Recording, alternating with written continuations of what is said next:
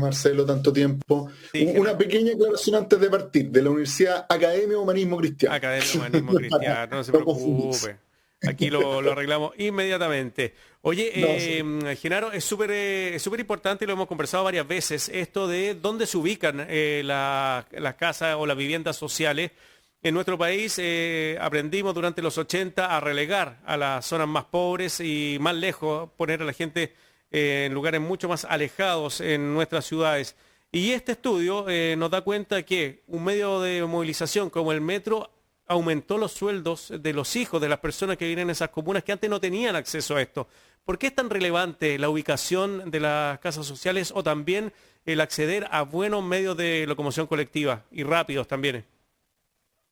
Bueno, lo primero que hay que decir, como tú bien señalas, durante muchas décadas, desde que se hicieron las primeras erradicaciones de campamentos, se privilegió por razones de precio del suelo y por política pública eh, desalojar a los pobladores que vivían en la zona oriente y centro de la capital Ujú. hacia la periferia de la ciudad. Y con eso generando, como tú bien dices, problemas de acceso a bienes y servicios, porque estas zonas son básicamente residenciales, no tienen los equipamientos necesarios, no los han provisto en el tiempo y se ha demorado mucho ese proceso a lo largo de estas últimas décadas. Y por consiguiente, la única estrategia que queda como una estrategia rápida, fácil, en una generación, por decirlo así, para aplicarla a propósito del estudio que tú señalas, es, a pesar de estar mal localizados, poder acceder a través del sistema de transporte público a las oportunidades que la ciudad ofrece. Y lo que básicamente ocurre es que es mucho más fácil acceder a bienes de servicio de un mejor estándar a través del metro, que por lo demás concentra una parte importante de las vías principales de la ciudad que tienen esas características, que a su vez concentran una gran cantidad de los servicios, tanto públicos como privados. Desde este punto de vista, yo diría que estamos atrasados a lo que se podría denominar una política de policentros, por Ya. decirlo así, o de varios centros dentro de la ciudad, de modo tal que las distancias que una persona deba recorrer para acceder a buenos servicios, equipamientos, salud, educación, biblioteca, librería, o sea, cosas que debieran estar repartidas en toda la ciudad, eh, puedan acceder a ellas. Bueno, la mejor manera siempre es con un buen sistema de transporte y el metro en eso ha tenido una ventaja significativa porque es una prioridad del Estado y que tiene una gran cantidad de inversión. Sí, eso es llamativo, porque ahí al ser prioridad del Estado se construyen líneas hacia donde necesitan y no generalmente a donde se genera más dinero. Así es, pero eso tiene eso sí una inercia que es la compleja de Mm. parte del metro, es que se construyen líneas allí donde hay demanda, ¿ya? Entonces ya tiene que haber gente, por decirlo así, necesitando transportarse, pero eso para acumular esa demanda pasa mucho tiempo en que no hay un sistema de transporte adecuado probablemente para ellos y eso ahonda sin lugar a dudas estas desigualdades a las que hace referencia el estudio. ¿Tú eres una de las personas que cree que el metro debe seguir ampliándose o tiene que ser una combinación con los buses sobre tierra para mejorar Yo creo que la nunca movilización? es bueno apostar a un solo modo de transporte porque no todos los viajes requieren el mismo modo de transportarse. Y por eso es muy importante combinar, equilibrar adecuadamente sistemas estructurales y pesados, difíciles de realizar, como son los metros, los trenes, los tranvías, con sistemas motorizados de superficie como son los microbuses. Pero sobre todo, y lo más importante probablemente por los próximos 100 años, será robustecer toda la red de caminata, Mm. bicicleta, es decir, de sistemas de transporte activos, de modos activos de transportarse, porque van a ser no solamente los más sustentables, sino probablemente también los más económicos de utilizar y los más justos, a propósito de tu intervención inicial, para la ciudad y para las personas que vivimos en la ciudad. Estamos conversando con Genaro Cuadros, él es arquitecto y profesor de la Universidad Academia de Humanismo Cristiano. Estamos conversando sobre, también la ciudad, cómo vivir la ciudad y cómo hacerla más justa, sobre todo en la calidad de servicios que se le otorgan a las y los ciudadanos. Hablamos solamente de Santiago, Genaro, pero el Estado, según lo que conversamos ayer con el subsecretario de Vivienda, está empeñado también en comprar varios terrenos dentro de los centros de las ciudades para poder construir ahí ya sea viviendas para arriendo, que se ha abierto esa posibilidad que es llamativa y que es nueva, y también para la construcción de viviendas sociales. El camino que debe seguir Chile, según tu opinión, ¿cuál de los dos es? ¿Para arriendo o para la creación de casas que son entregadas a las familias? Tenemos una larga tradición de provisión en Chile de viviendas en propiedad, cuya tenencia es hacer propietarios a los dueños. Sin embargo, yo diría que ese ciclo de políticas públicas están topándose con un hecho práctico y concreto que tienen que ver, uno, con el valor del suelo que actualmente tiene en nuestras ciudades, y otro con que la escasez de suelo misma se va a ir profundizando en el tiempo a medida que vaya aumentando la población a la velocidad en que lo estamos haciendo actualmente. Y desde ese punto de vista es inteligente enfrentar esto tempranamente, como lo hicieron y lo han hecho todos los países desarrollados del mundo. El Estado ya no provee vivienda en propiedad, provee vivienda y garantiza el acceso a una vivienda digna bajo toda circunstancia, es decir, nadie vive en la calle ni abandonado a su suerte, y esa vivienda es una vivienda pública o de fácil acceso o asequible para todo el mundo, bajo distintos formatos de tenencia. Yeah. Uno puede seguir siendo, evidentemente, el de propiedad, para quienes puedan efectivamente hacerse una vivienda en propiedad, ¿ya? Pero el otro, que es muy importante y es muy propio de sociedades más modernas, que administran mejor el recurso escaso que es el suelo, ¿ya? Es el de arriendo. En esto hay mucho avanzado en países desarrollados como Estados Unidos, los países nórdicos, en Centro Europa e incluso en algunos países de América Latina, en donde efectivamente requiere renovar el pacto que teníamos con la sociedad. Yo creo que hay que aprovechar precisamente la discusión constitucional en la que estamos y los nuevos presidentes que se están presentando hoy día como candidatos a la elección presidencial, para hacer una discusión profunda sobre si no habrá llegado ya el momento de cambiar este viejo paradigma chileno, que no es el único país que lo tenía y lo cambió, es importante decirlo. Todos estos países que hoy día tienen políticas de arriendo también tuvieron políticas de provisión en propiedad y cambiaron, se dieron cuenta que no podían seguir y pasaron a políticas de arriendo. ¿Por qué esto es relevante? Sí. Porque el Estado puede comprar, como bien dice el ministro, casi a cualquier precio presente, es decir, hoy día. Podría comprar un terreno en Vitacura, aunque sea muy caro, ¿ya? Pero su valor se prorratea en el tiempo que va a ser útil esa inversión.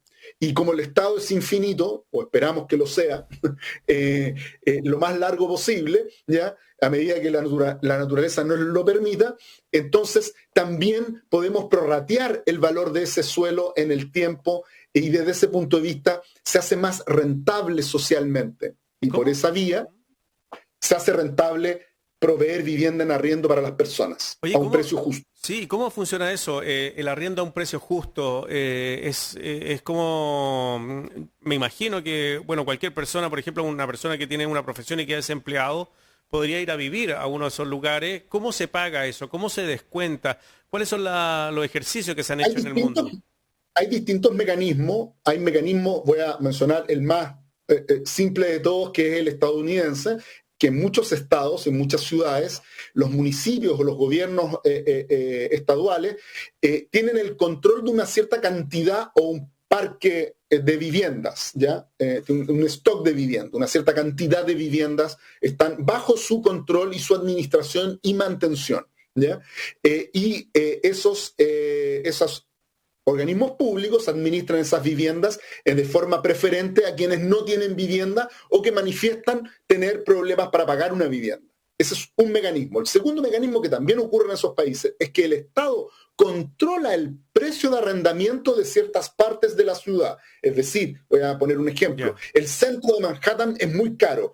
Entonces, casi nadie que no fuese muy rico podría vivir en el centro de Manhattan. Estoy inventando. ¿Ya? Entonces, una manera de hacer que haya un mix social, porque alguien tiene que hacer las otras tareas que no hacen los multimillonarios que viven en ese mismo centro de Manhattan.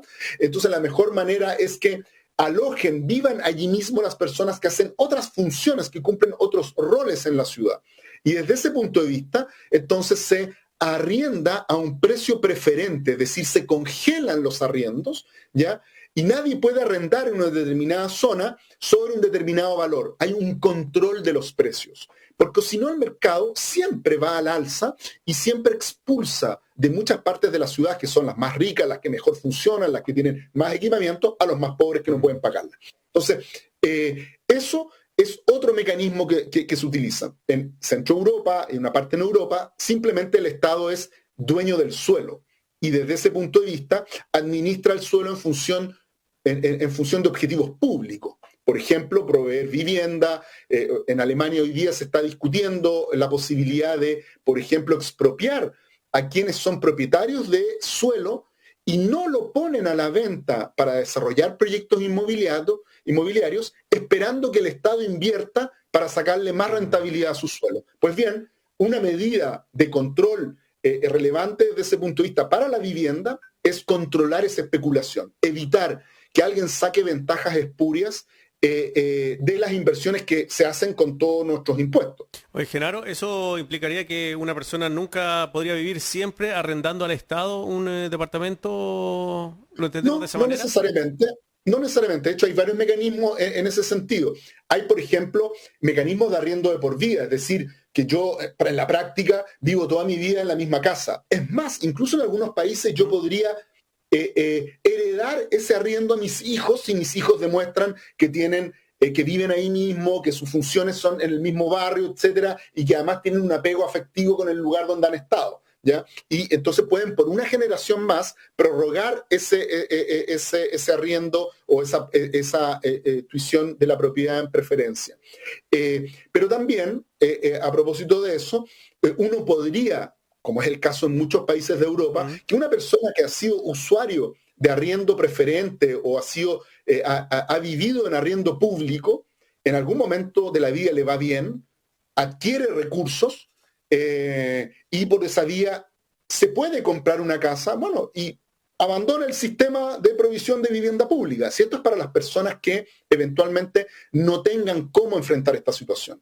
Es súper interesante, Genaro, lo que comenta, porque es una cuestión, también uno lo puede ver como una sociedad mucho más integrada, porque con el ejemplo que pones tú de Manhattan, aunque no sea, o sea verdad, qué sé yo, los hijos de las personas que viven en ese lugar van a ir a las mejores escuelas o las escuelas que están ubicadas ahí. Yo he visto que en Estados Unidos, por ejemplo, el valor de una casa está ligada al valor, a la calidad de la escuela que está en el barrio y no a otra cosa. Así es. Bueno, de hecho, en muchas partes del mundo eso hace que las políticas de educación pública son fundamentales relacionadas a las urbanas, porque la decisión de localización de los padres en general tiene que ver con la relación con el colegio a la que van a ir sus hijos.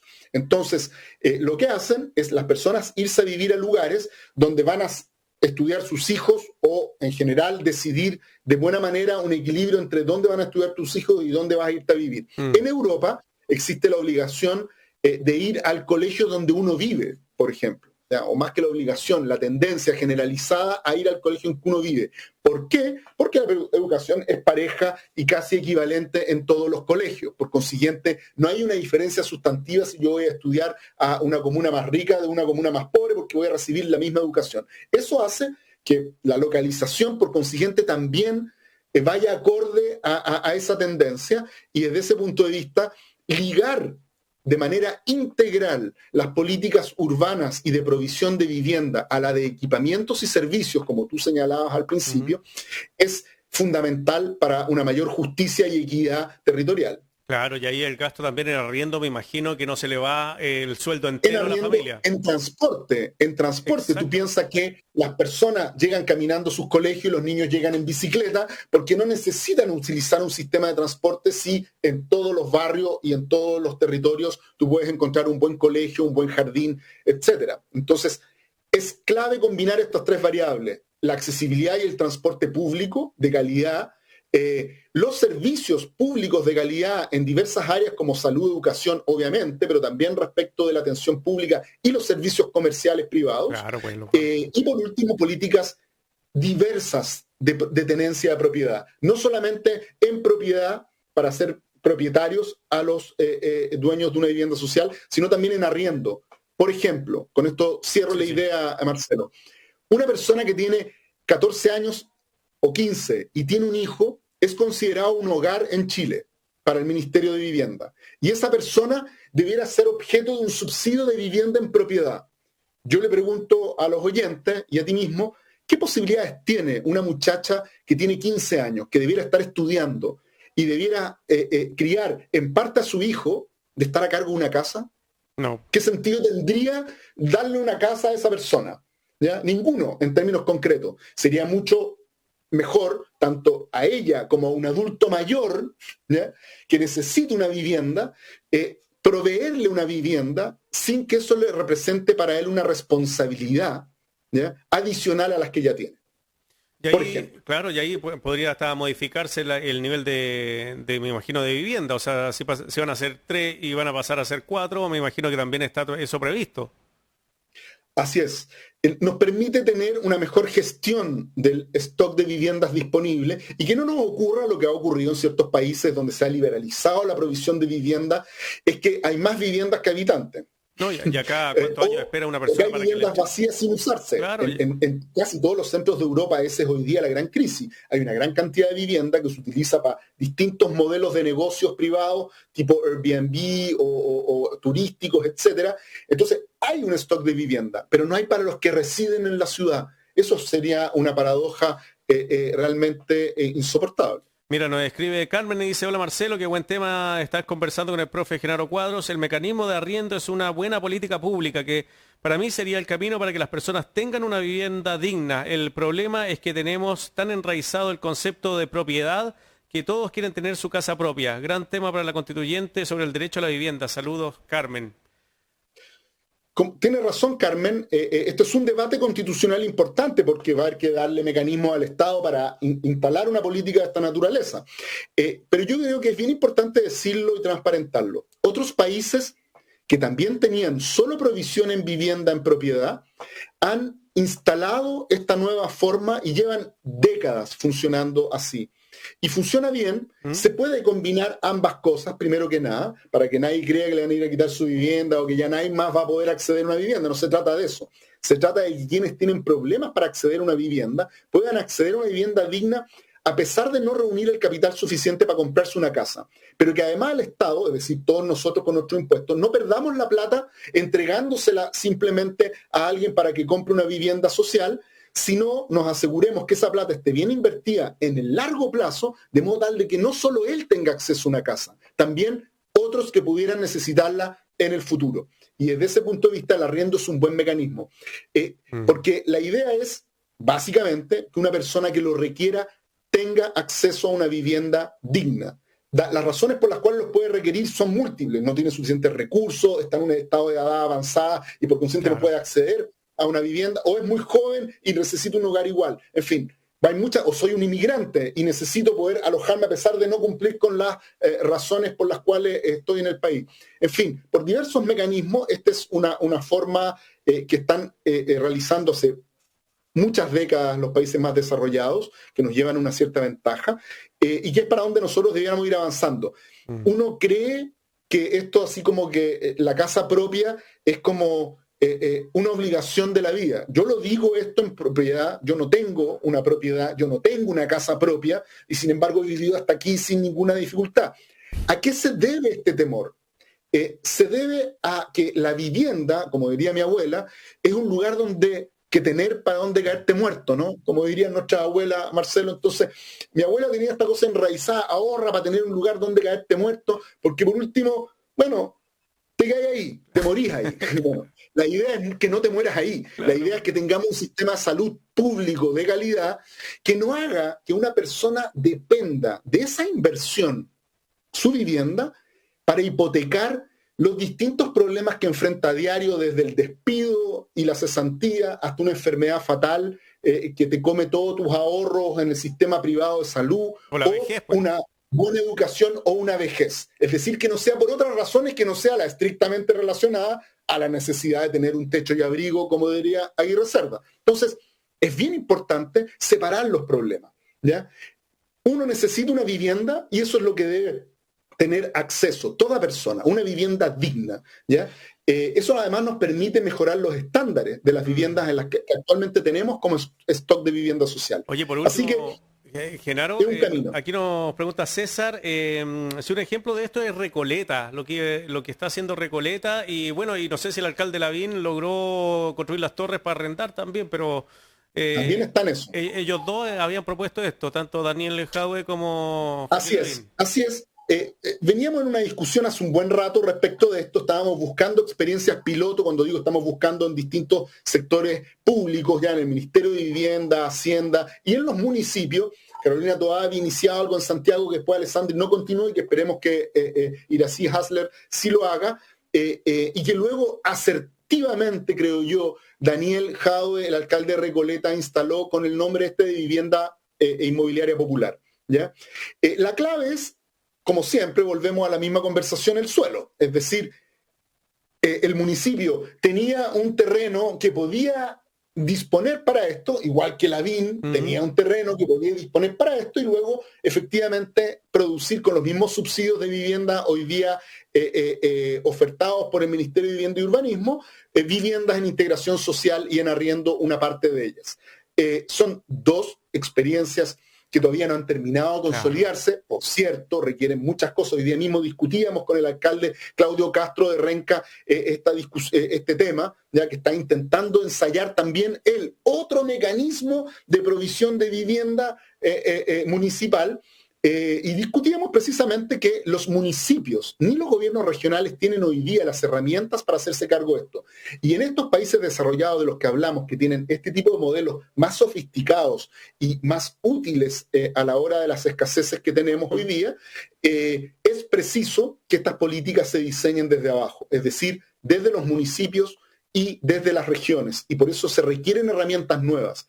A eso se refiere parte del debate constitucional que tendremos que dar. Genaro Cuadros, arquitecto, profesor de la Universidad Academia de Humanismo Cristiano, conversando con nosotros sobre este interesante tema. Muchos WhatsApp nos llegaron y preguntando y comentando, estimado Genaro, así que una conversación muy interesante y entretenida tuvimos acá en Estación Central. Dale, cortito. Una sola invitación, Marcelo, a hacerle a todos los oyentes y a ti también. Estamos iniciando como Escuela de Arquitectura de la Universidad Academia de Humanismo Cristiano un ciclo de conversaciones sobre esto. Se llama Nuevo Pacto Urbano y Vivienda Digna.